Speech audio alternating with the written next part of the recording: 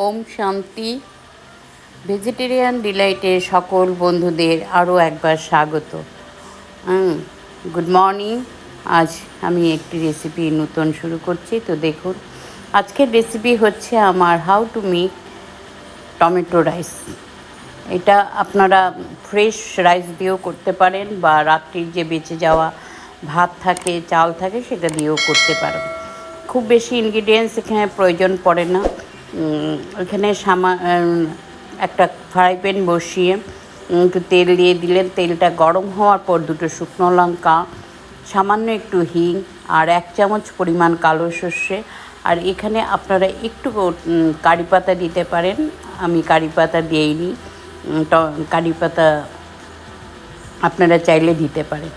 তারপর এখানে ছোট ছোট 4টে টমেটোকে কুচিয়ে 4টে কাঁচা লঙ্কা দিয়ে ঝালটা আপনারা নিজেদের মতো করে দেবেন।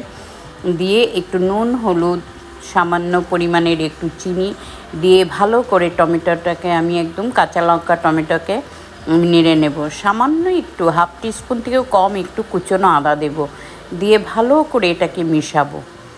মিশিয়ে আমার এই যে এখানে ভাত বা রাইসটা ছিল, সেটা রাত্রির ভাত ছিল, সেই ভাতটাকে আমি নিয়েছি, ফ্রিজে রেখে দিয়েছিলাম।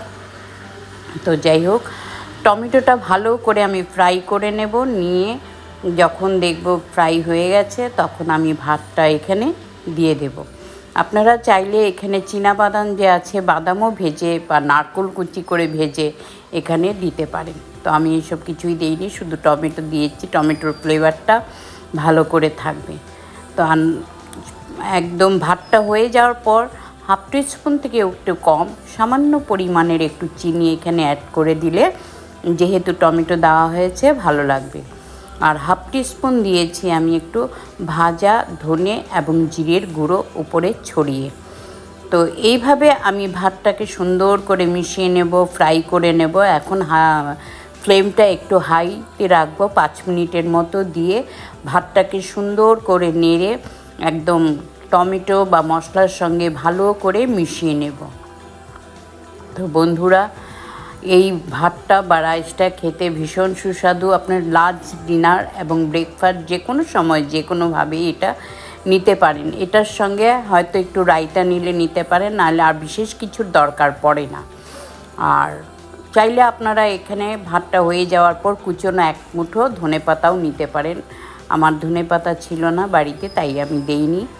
তো যাই হোক, দেখুন কত কম সময়ে কম ইনগ্রিডিয়েন্টসে তৈরি হয়ে গেল টমেটো রাইস। তো আশা করি আপনাদের আজকের এই রেসিপিটি নিশ্চয়ই ভালো লাগবে। তো আপনারা ইউ মাস্ট ট্রাই। তারপর কমেন্ট করে জানাবেন। আপনারা ভালো থাকুন, সুস্থ থাকুন। আগামী দিনে আগামী পর্বে নতুন রেসিপির সঙ্গে আপনাদের সঙ্গে দেখা হচ্ছে। ধন্যবাদ। আপনারা ভালো থাকুন, সুস্থ থাকুন। Thank you.